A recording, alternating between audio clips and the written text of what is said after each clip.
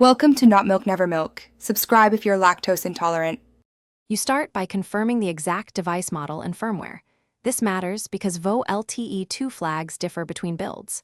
Once done, enable developer options and turn on USB debugging so the PC can talk to the phone.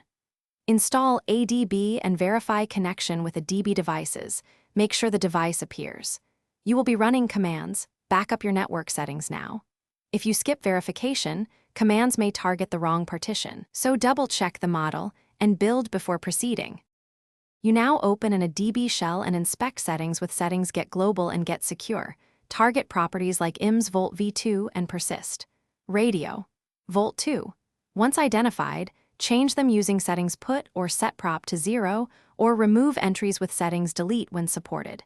Make sure to use correct capitalization and exact key names. Incorrect edits can disable other telephony features.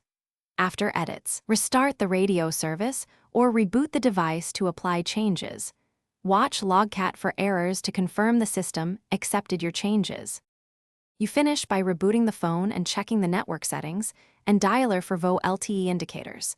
Verification ensures changes took effect. If calls drop or data fails, restore your backup or reset the modified keys to their original values immediately. You can use a DB to reapply prior settings. If VO LTE remains enabled, check carrier provisioning on the SIM and operator profiles, because carriers can push VO LTE via OTA. Keep logs and note exact keys, so you can reverse. Thanks for watching. If this was helpful, leave a like and consider subscribing. See you next time.